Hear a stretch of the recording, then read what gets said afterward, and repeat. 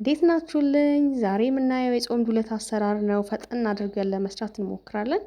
ሽንኩርትና ቲማቲም እንደዚህ ካበሰልን በኋላ ጥብስ አድርገን የሚያስፈልገን የበሰለ ድፍን ምስር ነው። በዚህ መልክ የበሰለ ድፍን ምስር ያበሰልነው ሽንኩርትና ቲማቲም ላይ እንጨምራለን። በስሎ ነው ያደረው ድፍን ምስሩ። ጠዋት ለቁርስ መሆን ይችላል ይሄ ዱለት። በደንብ እንደዚህ እናማስለዋለን። በደንብ መዋሃዱን እርግጠኛ መሆን አለብን። ዳጥ ዳጥ እያደረግን እንደዚህ ድርቅ እስኪል ድረስ እናማስለዋለን።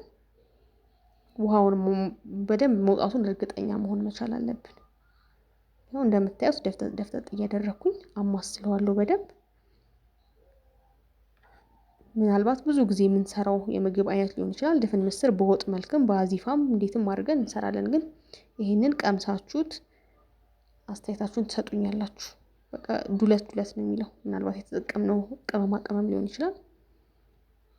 እንደዚህ ረዘም ላለ ሰዓት እሳት ላይ ካቆየነው በኋላ ማለት ውሃውን እስኪጨርስ ብቻ ካቆየነው በኋላ ከላይ ጥሬን ሽንኩርት እንጨምራለን።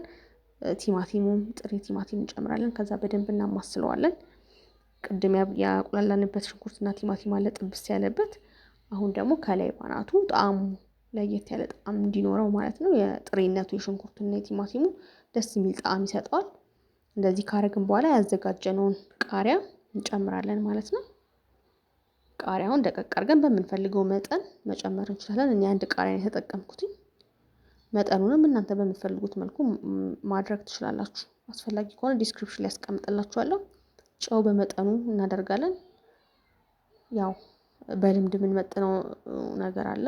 በዛ መልክ ነው የመጠንኩት እኔ። እየቀመስን ማስተካከል እንችላለን ጣዕሙን እያየን። ተጨማሪ የሚያስፈልገን ለዚህ ምግብ ኮረሪማ ነው። ኮረሪማ እና ቆንዶ በርበሬ መጠቀማችን ምግቡን ሞር የጾም ሆኖ ደስ የሚል የቅቤ ጣዕም እንዲኖረውና ወደነው እንድንበላው የዱለትን ቴስት እንዲያመጣልን ያደርገዋል። ከለሩም እንደምታዩት የሚያምር ሆኖ ይበስልልናል። ያው እዚህ ጋር ተጨምር የምታዩት ቆንዶ በርበሬውና ኮረሪማው ነው። እሱን ጨምረን በደንብ እንደዚህ ድርቅ እስኪል እናማስለዋለን። ውሃው መውጣት አለበት።